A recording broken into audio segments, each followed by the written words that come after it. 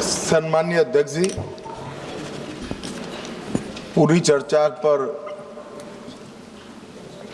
सरकार का जवाब तो कल मैं दूंगा, परंतु अब तक जो चर्चा हुई है उसमें कुछ चीजें ऐसी उभर कर आई है जिसको सुनकर मुझे लगता है कि आज रात के लिए भी देश की जनता में कोई भ्रांति नहीं रहनी चाहिए। तो वो चीजों की स्पष्टता करने के मर्यादित उद्देश्य से मैं यहां पर खड़ा हुआ हूं। माननीय अध्यक्ष जी, एक सबसे बड़ा नैरेटिव खड़ा किया जा रहा है, भ्रांति फैलाई जा रही है कि ये जो 3 विधेयक है, संविधान संशोधन विधेयक और 2 कानून, डिलिमिटेशन का और संघ क्षेत्र के चुनाव के कानून में बदलाव, वो आने से दक्षिण की क्षमता लोकसभा में बहुत कम हो जाएगी और हमारे दक्षिण के राज्यों को बहुत बड़ा नुकसान होगा।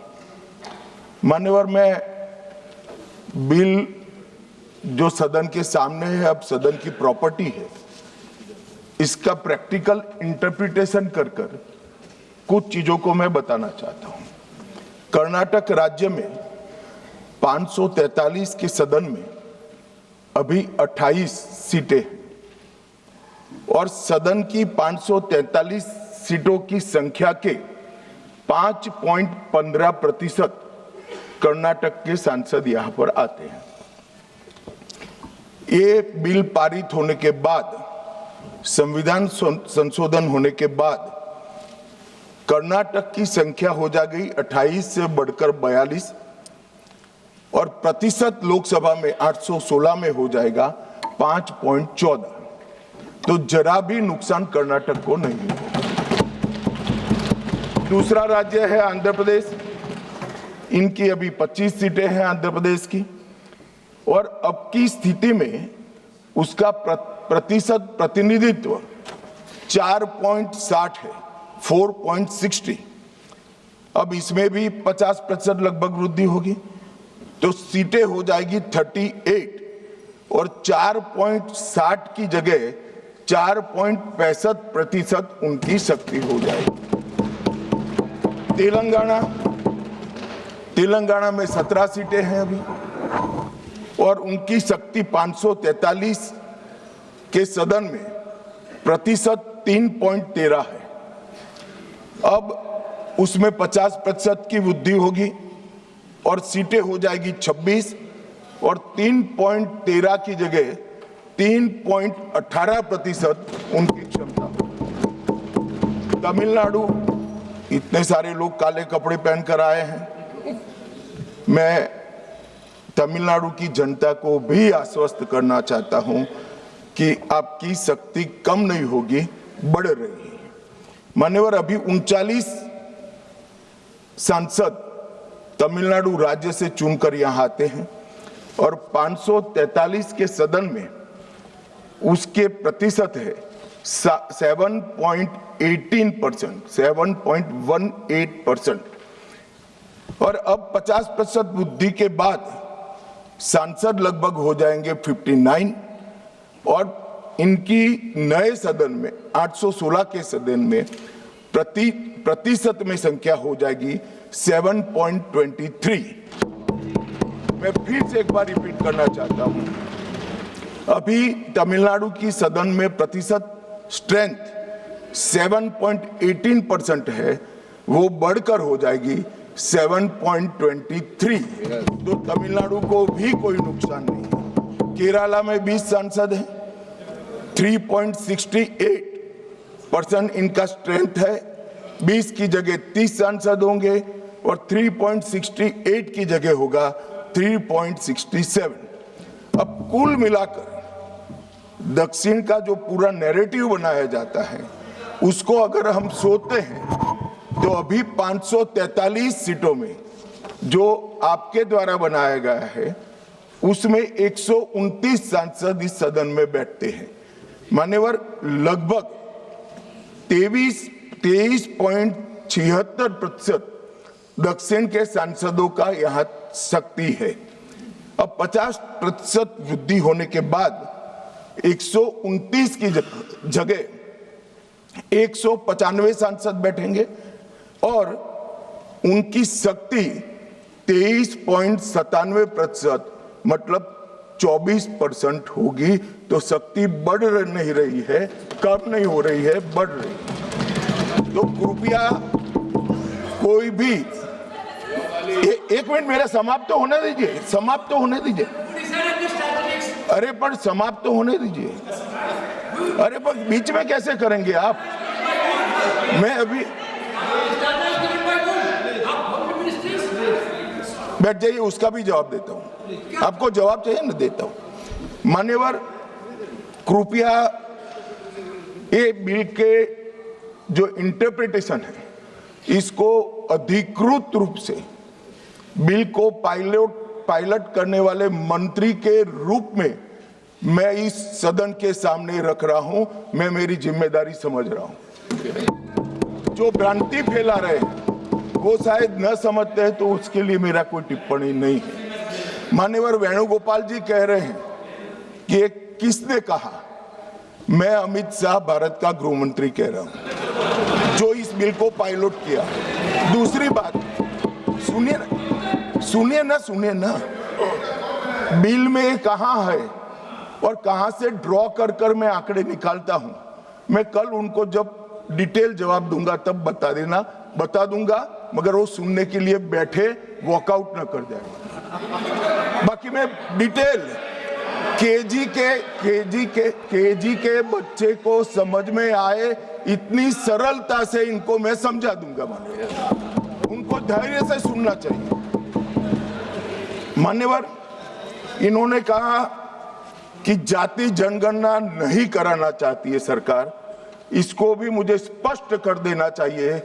सरकार की कैबिनेट ने नरेंद्र मोदी जी के नेतृत्व में जाति जनगणना करने का निर्णय कर लिया है।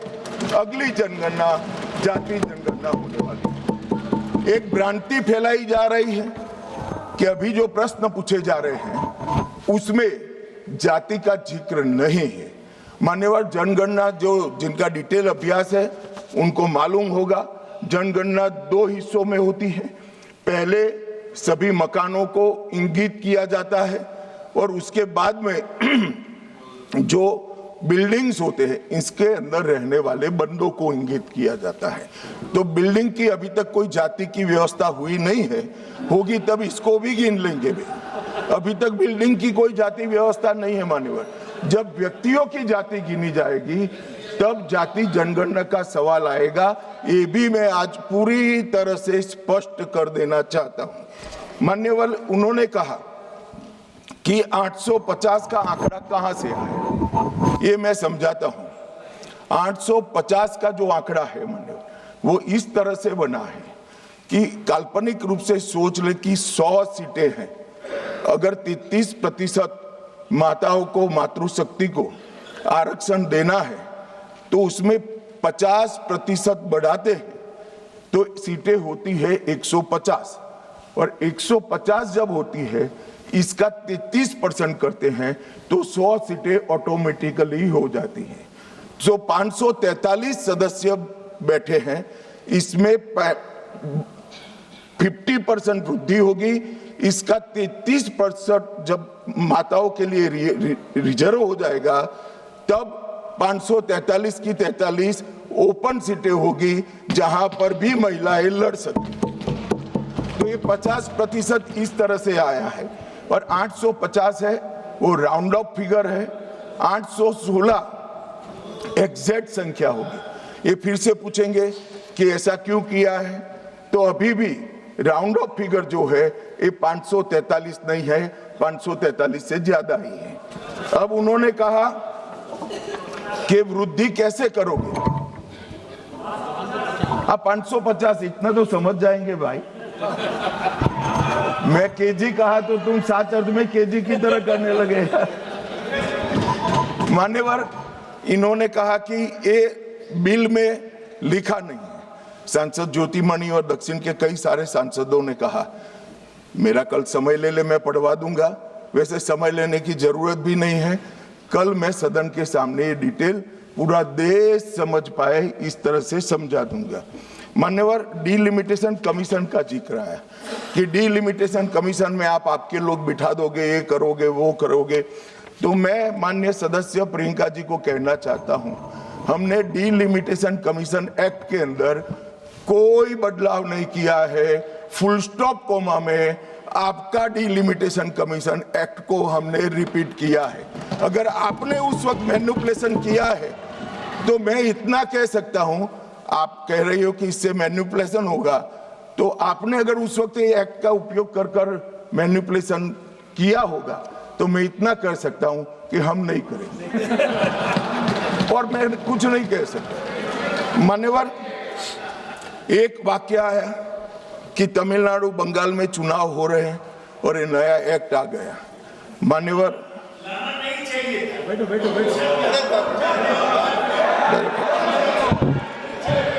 मान्यवर, मैं स्पष्टता से कह देता हूं कि ये डीलिमिटेशन कमीशन की जो रिपोर्ट तभी लागू होगी जब पार्लियामेंट इसको स्वीकार करके करेगी और राष्ट्रपति महोदय इस पर अपना मंजूरी का मोहर लगाएंगी। तो ये 2029 के पहले होने का सवाल नहीं है। 29 तक भी जो चुनाव होंगे वो सारे पुरानी सीटों पर ही होंगे, पुरानी व्यवस्था में होंगे। तो अखिलेश जी को भी डरने की जरूरत नहीं है। यहाँ 27 की बात कर रहा हूँ, यहाँ हालांकि वो जीतेंगे नहीं, वो अलग बात है, मगर डरने की जरूरत नहीं है। यहाँ पर कहा गया कि सत्ता बनाए रखने की लालसा में ला गया है। मान्यवर, ऐसा जो लोग कहते हैं कि कुछ नेता 130 करोड़ की आबादी के जनमत को मैनिपुलेट कर सकते हैं, वो हमारी शक्तियों के आकलन बहुत ज्यादा कर रहे हैं। हम तो उस बात में मानने वाले हैं, लोकतंत्र में सत्ता नागरिक के वोट से और नागरिक के दिमाग से ही तय होती है। राजनेता, राजनीतिक पार्टियां नहीं कर सकती। 130 करोड़ का जनमत कौन मैनिपुलेट कर सकता है ऐसा? और अगर कर पाते तो हम तो जीतते ही नहीं। आप सत्ता में बैठे थे, हम कैसे जीतते? मान्यवर, इमरजेंसी डालने के बाद भी जनमत मैनिपुलेट नहीं होता है, इस देश का इतिहास है। और जहां तक लोकतंत्र को खत्म करने की बात करी है, मैं भारतीय जनता पार्टी के कार्यकर्ता के नाते, इस सदन में एक सांसद के नाते कहता हूं, किसी की भी ताकत नहीं है इस देश से लोकतंत्र को खत्म करने की। जिन्होंने प्रयास किए हैं इमरजेंसी के वक्त, जनता ने उनको खत्म कर दिया था, लोकतंत्र को कुछ नहीं हुआ। और मान्यवर, लोकतंत्र इस तरह से खत्म नहीं